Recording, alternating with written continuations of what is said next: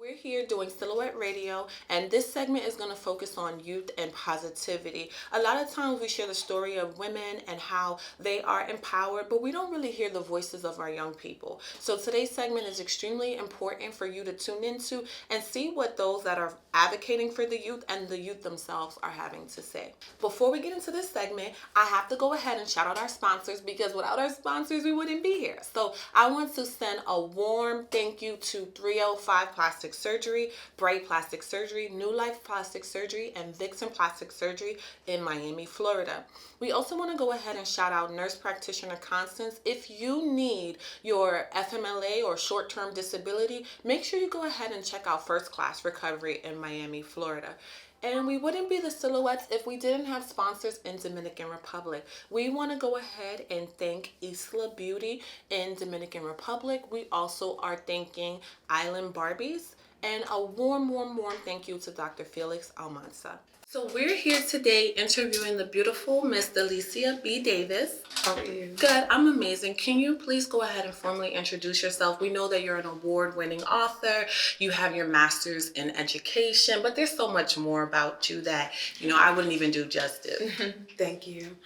So my name is Delecia B. Davis. I am a mother first, a mother of twin boys. And I'm an author, an artist, and an educator. About a year ago, I left my full-time job working with the New York City Department of Education to open up my own business called the Lux Library. And there, I kind of coupled my experience in entertainment first and then education and started my own multimedia publishing company called the Lux Library. So also I did see that you do have your bachelor's of science in journalism. Yes. So do you feel like, how did you go from getting a bachelor's in journalism, then segueing into education, and now going back to kind of being in entertainment? Great question, because it's been quite a journey. Like you mentioned, I went to school for media studies and journalism, graduated, and immediately got a job in the industry. I was working for Cox Communications.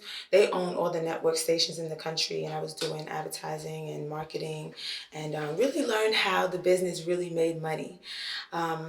But along the way, I realized that, I wasn't on the side that I really, really studied, which was the creative side, the writing, the producing. And so I started my own business just, not really knowing what I was going to do with it or how I was going to do it. But I just knew I had to start something. I started back then it was Precise now it's Publishing, Precise Production Group. With that company, I started doing performing arts workshops, and I still had this youth-centered vibe going on, so I wasn't really sure which direction to take it, but I got several clients just teaching them how to perform, how to dance, how to move, how to use music to inspire themselves and empower themselves. And when I was seeking out a client, I came across the New York City Department of Parks. And they were like, hey, we would love to have you do some programs with us, but we would like to have you full-time. So I actually left a job working in the media to do what I thought was, my business and my, the creative side of business. But really and truly, New York City Department, it was politics. And there's a lot of governmental work in there. I had 3 different positions in that game, starting off as a recreation director, doing programs, and it was the things that I really enjoyed doing. So I did have, acting classes, I did dance classes, I did writing workshops, and things like that. But I still wanted to go a few steps further with it. At some point, someone actually took me from that job. I was there for 9 years, and then someone asked me if I would like to go back to school and be a teacher. There was a scholarship involved. There was a new career opportunity. There was a raise. There were paid summers, paid holidays, and all that. Were you a mom at the time? Yes. So I became a mom right around the time I was with Parks. Yeah. Okay. So yeah, I was also a young mom. I became a mom got married at 24, had my kids at 25. So yeah, life started really early for me. And then I got divorced a year after having the kids. Okay. So that really shook things up. So really and truly, when that teaching opportunity came for me, it really was an opportunity to balance out my life as a single mom as well. My kids had just started kindergarten, I believe, when I was right around moving into teaching. So I was like, okay, I need to find a way to be there for them. There was like first day of schools, there was all these holidays. So yeah, that was And teaching perfect time. can lend that opportunity for you to be there, right? You have all the breaks off with them, and then, like you said, it's paid summers. So, what made you then want to start writing and sharing specifically the voices of youth? Because having my master's in social work, I think that is a voice that's the least told. We always hear about women and men, first generation, but you never really hear someone writing to specifically give youth the voice, whether it's in their narratives or making that their focus. Like they may have some articles or books about it, but that's largely what you have written about. Absolutely, absolutely. And I had written my first book, Dear Diary, The Bullying Won't Stop, in 2013. Just into my separation, kind of going through my divorce. It actually was the biggest healing mechanism that I could have had. So much was happening emotionally, physically, financially. But that was the time that I took to really like dig into my feelings and finally get this project that, I knew I had inside of me. I had this creative intention. I couldn't quite get to it, but that was the time that I finished my first book. And then moving into teaching just a few years later, I noticed that some of the kids weren't like reading books. So there was something in that for me that said, you know what, still there's more to be done. How can I, inspire kids not only to read these books, but also to get into writing? Literacy is very important to me. And just using it as a healing mechanism, like how I did, and I've been doing this since I was young. I've written diaries. That's why the concept of the Dear Diary came from. But I was like, these kids, they're going through stuff. They need an outlet, and whether it's writing in a diary or writing music or writing scripts, that was, this is when this brilliant business idea was starting to come into fruition, because I'm like, let me teach them. And who doesn't want to express themselves in a way which they can create some kind of content that that they can keep forever? What was the single hardest thing to teach students about writing? The single hardest thing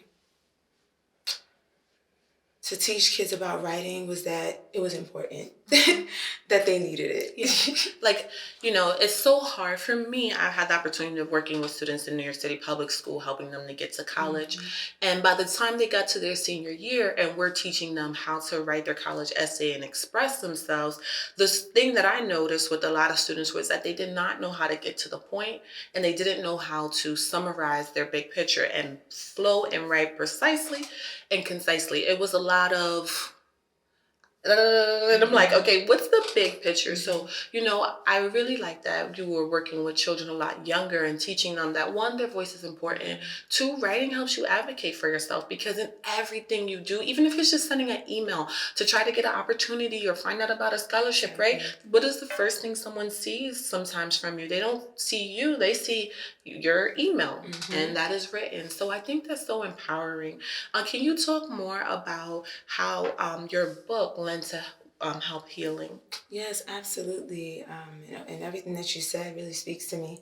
And I'm so proud that I was able to express so many experiences and so many lessons in some of my books. Well, yeah, all of them. But what I think is the most empowering thing about it is that, I have such a background where I know the business now, I know the creative side, and, now I know this educational side. So I really feel, what I'm doing through the Lux Library and the business is really teaching a full, well-rounded understanding of what media really is, what journalism really is, what literacy is overall, and how, we all need it in different ways. Like you said, emails, letters, even on a business card.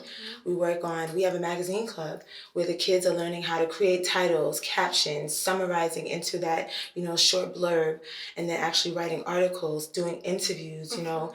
I took entertainment and turned it in and blended it with education and created something that the kids are so excited to be a part of. And for me, it's like that's me really seeing my dream come true. Now, my question is, how do you talk to the moms who are in similar situations to you?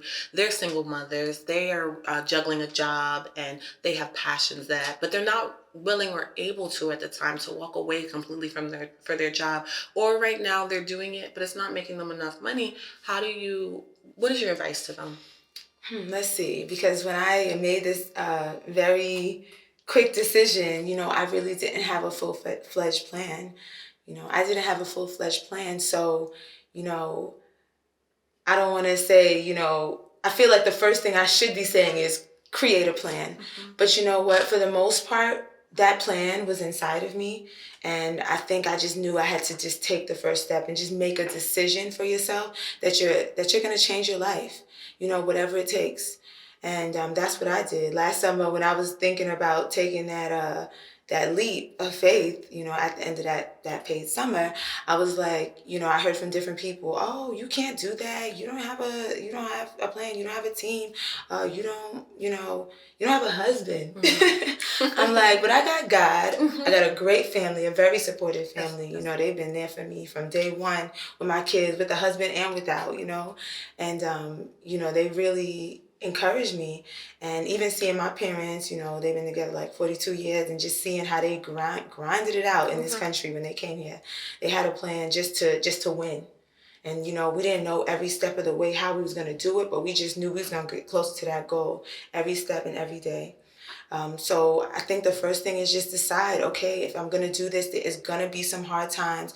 And just like in a relationship, in a marriage, and anything, as a mom, I was like, I didn't know what I was doing. I had twins. I'm like, whoa, whoa, whoa. Right. And that's hard. Twins, right? Going through, you just recently were married, then got divorced, had twin babies, going through postpartum. There's so much that women don't speak about. Have you spoken about your journey in writing? And can we look to see that in the future? Because I know a lot of your work focuses around the voices of youth. Right. Right. So I haven't been as direct as you're saying in the books about that. I mean, I've written songs and poems and things like that are to be released. Okay. But in the books, not yet, because they are for youth. A lot of the subject matters are very mature, but it's from the youth perspective. Okay. So the kids and they're teenagers in my novels, and I have children's books as well that I wrote and illustrated with my sons. But the novels really are, teenagers who are, seeing like their parents fighting, but they don't really know what's going on. They really have to live in their young minds and their young lives and kind of handle those youthful issues like self-esteem, body image. But as far as my journey, my personal journey, I've always said, because every book in the series focuses on a different character within this circle of people, I said I want to portray the lives of one of the parents, and really, tackle that issue, just being single mom, like being divorced, being, having gone through a heartbreak, having to take a leap of faith and start a new business, a new career. And I did that once or twice. There's just so many matters that we have to discuss. So really, the intention that I have to write and do these books and in different styles and different ways is going to, it's a forever project for me. It's a passion project. Even as I kind of have to take big breaks because I have clients now. I work on the work of others, and I'm publishing, I published 2 books already this year. I have 2 more coming out for this year. So I always have to take time away from me and my problems to focus on, empowering others, which is totally cool because every person that I help helps me in some way. But it could be overwhelming when when you're the person that everyone goes to for help. That could be overwhelming. But it seems like you enjoy wearing those shoes. And the most important part is that you are helping other people to be able to tell their story. Can you speak to one of the challenges of being a Black writer or trying to get your book, published? Absolutely. So being a Black writer, being a Black woman, being Black in general, it just makes things a little harder, whether it's amongst others or whether it's amongst your own people, there is a judgment, there is a stigma. I mean, even just there's like ageism too. I feel like, in certain career fields, it's hard to move up. I wanted to be a principal. I wanted to be head, company president, whatever. I'm always looking to go to the top. And just because I'm Black, just because I'm a woman, or even just because I might look younger than my age, people are like, oh, she ain't ready. And they really don't give you a chance as quickly. But, you really just have to believe in yourself, and just in many cases don't take no for an answer. Yeah. Even when I had written my first book, and I was like, I was through the process. I was, querying for agents and deals, and I couldn't get one. And I just made a decision: if I finish this book and I'm ready to go, and somebody doesn't take my work seriously, I'm gonna take my work seriously. I'm gonna figure out how to publish, and that's what I did. And now I'm teaching so many other people how to publish.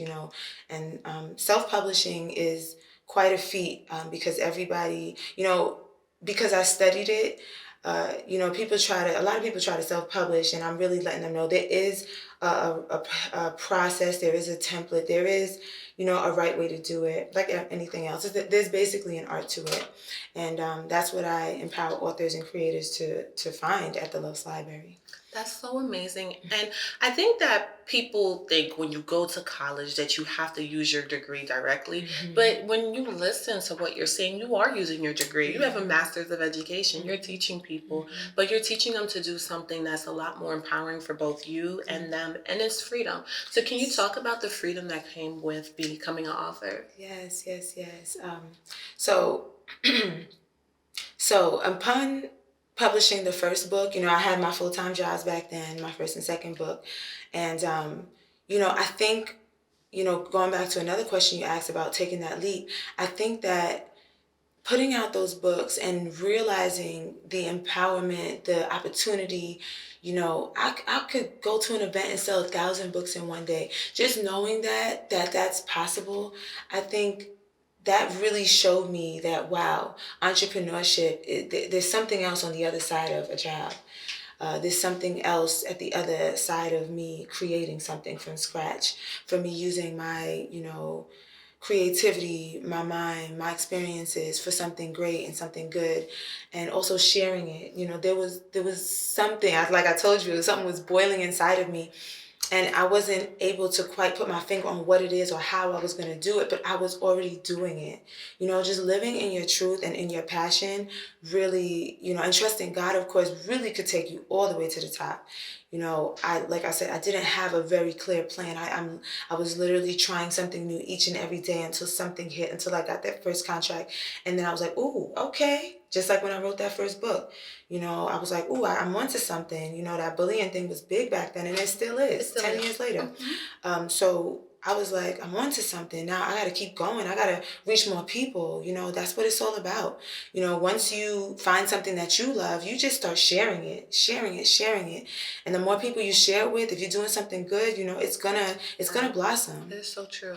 Has your work been integrated in schools or reading circles? Can you speak to that? Absolutely. I love these questions. So since day one with that first book, I was asked to speak in front of Girl Scouts. I was asked to speak in front of summer camps. I was in schools. I did assemblies, and like back then, I didn't even know like how much I could really make. I was just selling. I would give away books. I was just, and then hoping that they would buy some more. And that really opened up these doors. But, more than the money, because back then, I didn't fully focus on the money back then, because like I said, I still had these jobs.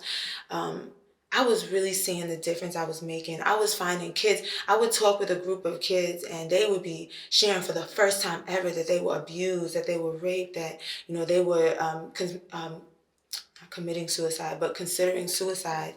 There was just so many stories that were freed in that process. So definitely from the beginning, I was in churches and things like that. Now that, I'm independent, I have contracts in schools, and I have contracts, and I didn't know it was more than just schools that need this. I'm working with different agencies, right. Nonprofits. Mm-hmm. I spent the summer producing 4 podcasts with 4 high schools. I'm with the Department of Health doing programs with their trauma unit for kids who have had run-ins with gun violence and violence overall. So, there was just so many places to take this, and I just didn't know. I just knew, I just had to let these stories free because, my background, the reason why I wrote the books is I experienced violence, I experienced bullying. So I was like, if I'm going through this, I got to let it out because it was just eating me up. And with letting that out and freeing that, it helped me see that, the healing is in just spitting it out. That's true. And sharing it with others and letting them know they're not alone. And, these reading circles, they're virtual. We did a bunch of book clubs over the pandemic. That's how I kind of realized that the Lux Library needed its own space once the pandemic opened. Last year, we got our first building, and then we are in our second one now. So, I just knew, and we have book clubs. We basically are membership based, and we have book clubs every day of every week. And we have one tonight, Book Lovers Dine Club, .eventbrite.com for info. And, every single session or every single club that we hold, people are freeing themselves. I consider, although we're entertainment and education on the forefront, for me, the passion behind it is healing and growth. Yeah. So freeing yourself and then also finding ways to build. Definitely when I was hearing you speak, I felt and was hearing healing. These are healing circles. These are empowering circles. Right. And because there is one in telling your story, there's going to be healing, but then also writing it so that way other people can read and find a connectivity in what you're saying, because then you, like you said, you're meeting others that have shared interests or shared trauma. Absolutely. And so I want to thank you so much for the work that you're doing with young people. It's so important, especially because this series focuses on young people. We had just interviewed twins that are rapping, and they were doing conscious rap, which, is very hard as young people. I always tell young students that it took me all of 25 to get it together, right? Like that whole frontal lobe development thing, for me, it was real. And I don't think that we do enough to hear the voices of young people and to, tell their trauma. We know, yes, as social workers, teachers, educators, people, we get it. But I think our society does not embrace the struggle of being young and what that comes with enough, and give them enough grace. So I thank you so much for your work. I thank you for joining us today. And can you tell people where they can find you? And I know you have some documentaries coming out, some songs. If you could speak to that, that would be amazing. Yes, absolutely. And I thank you so much for really hearing me. Yes, because I hear you to my heart. Yeah, thank you. Appreciate it. So again, I'm Delecia B. Davis. I'm owner and founder of the Lux Library, where we are providing quality education through meaningful entertainment. You can find us at theluxlibrary.co, and that's our website, our social media tag on Instagram, and that's our Gmail. So that's theluxlibrary.co. Thank you so much, Miss Davis. It has been a pleasure seeing you. And I know that their silhouette, you would have seen it first, but we're going to be seeing you on more platforms and doing larger things. But we have gotten the opportunity to interview you. So thank you so much again. Thank you.